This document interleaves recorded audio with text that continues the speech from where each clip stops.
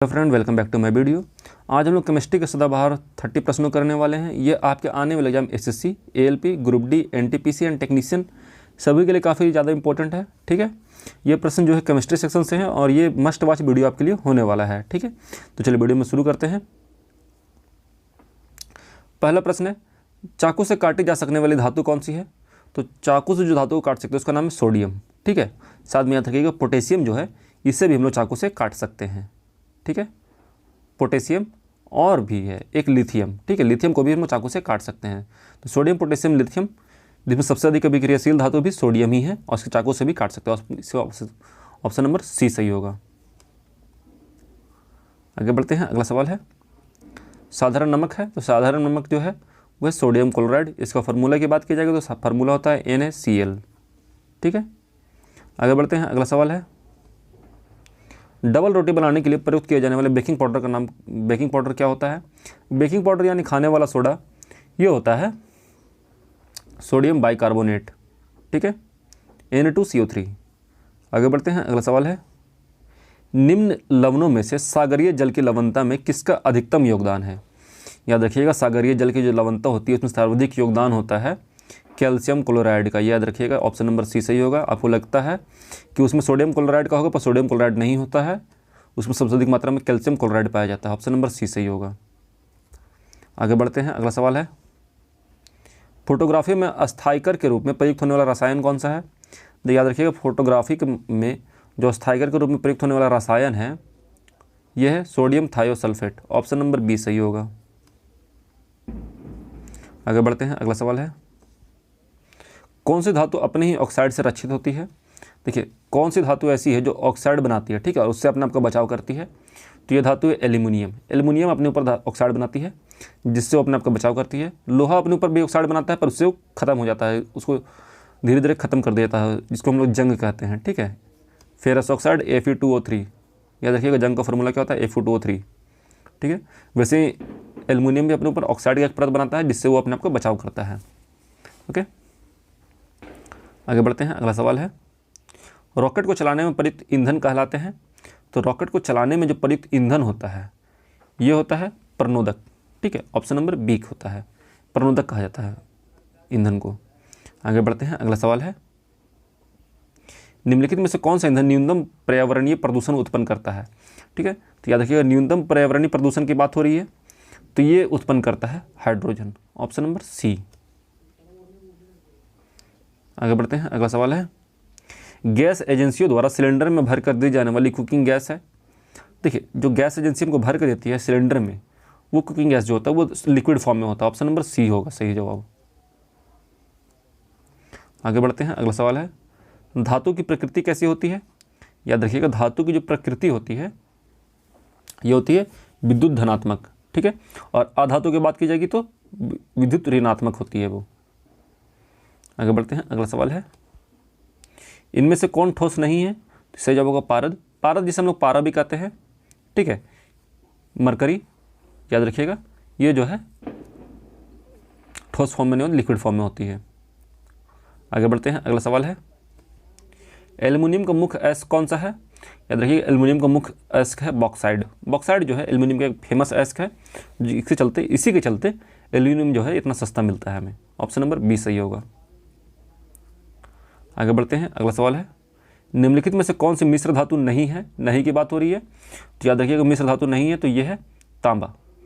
13 का सी नंबर। ठीक है, स्टील और पीतल दोनों ही मिश्र धातु होती है। ठीक है, ओरिजिनल स्टील का उपयोग जो है रेलवे को पटरी बनाने में किया जाता है। ठीक है, याद रखिए, रेलवे को पटरी जो होती है वो स्टील की बनी होती है। ठीक है, और जो खाने का बर्तन होता है वो स्टेनलेस स्टील का बना होता है। आगे बढ़ते हैं। अगला सवाल है, निम्नलिखित धातुओं में से कौन सर्वाधिक हीन चालक है? हीन चालक यानी कि सबसे खराब चालक है, तो सबसे खराब चालक है सीसा। ऑप्शन नंबर सी सही होगा। आगे बढ़ते हैं। अगला सवाल है, निम्नलिखित में से सबसे भारी धातु है? सबसे भारी धातु की बात हो रही है तो यह है यूरेनियम। ऑप्शन नंबर डी सही होगा। आगे बढ़ते हैं। अगला सवाल है, निम्न में से कौन सा सीमेंट का मुख्य संघटक है? तो मुख्य संघटक जो सीमेंट का है वो चूना पत्थर है। ठीक है, याद रखिए, इसमें जिप्सम भी मिलाया जाता है, राख भी मिलाया जाता है। ठीक है, दोनों को मिलाया जाता है पर कम मात्रा में। मेनली जो होता है वो चूना पत्थर होता है। ठीक है, इसलिए इसको ऑप्शन नंबर सी सही होगा। आगे बढ़ते हैं, अगला सवाल है, मानव निर्मित तत्व की पहचान कीजिए। याद रखिएगा, मानव निर्मित तत्व कौन सा होता है? कैलिफोर्नियम। कैलिफोर्नियम जो है ये मानव निर्मित तत्व है। कैल्शियम, कार्बन और सोना, ये तीनों प्रकृति से हमें मिलता है। ठीक है, इसका ऑप्शन नंबर बी सही होगा। आगे बढ़ते हैं, अगला सवाल है, प्रकृति में स्वतंत्र अवस्था में भी पाया जाता है। देखिए याद रखिएगा, प्रकृति में जो पदार्थ स्वतंत्र अवस्था में मिलते हैं वो काफ़ी कम रिएक्टिव होते हैं। ठीक है, उनकी अभिक्रियाशीलता जो है काफ़ी कम होती है। तो इसमें सोना भी आता है, चांदी भी आता है, तांबा भी आता है, इसलिए इसका ऑप्शन नंबर डी सही होगा। ठीक है, ऑप्शन नंबर डी सही होगा। सोना, तांबा, चांदी तीनों की तीनों हमको प्रकृति में स्वतंत्र अवस्था में मिलते हैं। आगे बढ़ते हैं, अगला सवाल है, निम्नलिखित में से किस धातु का गलनांक इतना कम है कि वह हाथ में लेते ही पिघल जाती है? ठीक है, तो सबसे कम गलनांक वाला धातु की बात हो रही है, तो ये है गैलियम। गैलियम जो है इतना कम गलनांक होता है इसका कि इसको हाथ में लेते ही हाथ की गर्मी से पिघलने लगता है, इसलिए इसका ऑप्शन नंबर ए सही होगा। ठीक है, सोडियम और पोटेशियम जो है अभिक्रियाशीलता मामले में सबसे ऊपर है। आगे बढ़ते हैं, अगला सवाल है, सोडियम बाइकार्बोनेट का वाणिज्यिक नाम क्या है? यानी कि लोकप्रिय नाम क्या है? ठीक है, तो सोडियम बाइकार्बोनेट जो है यह है बेकिंग सोडा का नाम। ठीक है, याद रखिएगा, बेकिंग सोडा को सोडियम बाइकार्बोनेट भी कहते हैं। आगे बढ़ते हैं, जो लवण अम्लीय हाइड्रोजन परमाणु या हाइड्रोक्सिल आयन से मुक्त कर रहते हैं क्या कहलाते हैं?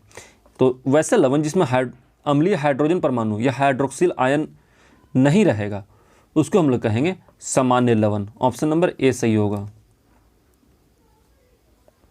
अगला सवाल है, हाइड्रोजन सभी अम्लों का एक आवश्यक अवयव है, यह सर्वप्रथम किसने कहा था? तो हाइड्रोजन जो है सभी अम्लों में होता है।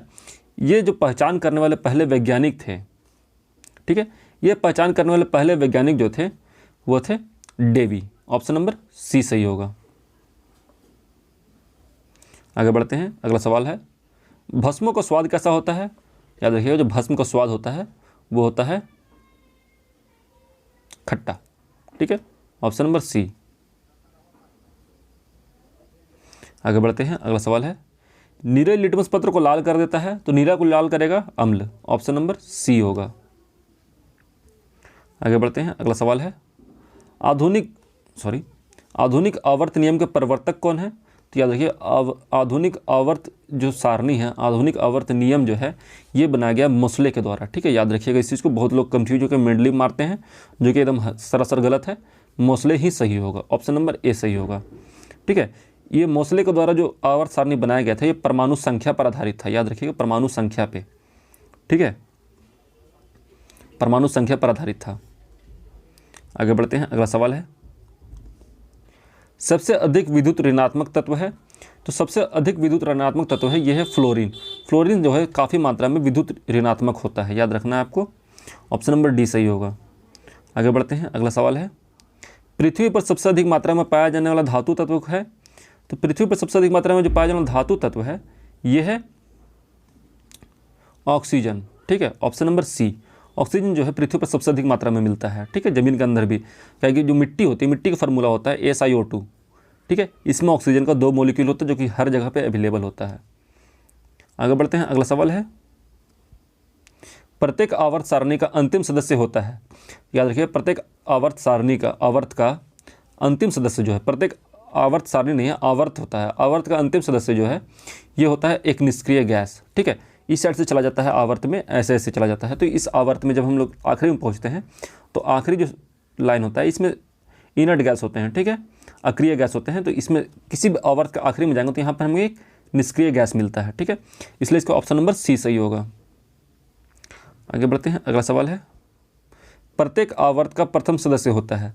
तो प्रत्येक आवर्त का प्रथम सदस्य जो है ये होता है एक क्षार धातु। ऑप्शन नंबर बी सही होगा। और आखिरी सवाल आज का, चूना पत्थर का रासायनिक नाम? तो चूना पत्थर का रासायनिक नाम है calcium carbonate. Option number D सही होगा। ठीक है फ्रेंड, तो उम्मीद है वीडियो आपको अच्छा लगा होगा। अगर वीडियो अच्छा लगा है तो प्लीज़ वीडियो को लाइक कर दीजिए, चैनल को सब्सक्राइब कर लीजिए इसी टाइप के और भी इन्फॉर्मेटिव वीडियो के लिए। इसके और भी पार्ट हमारे चैनल पर अवेलेबल है, उनको जाकर जरूर देखिए। मिलते हैं नेक्स्ट वीडियो में, तब तक के लिए जय हिंद, जय भारत, अपना ख्याल रखिएगा and finally thanks for watching.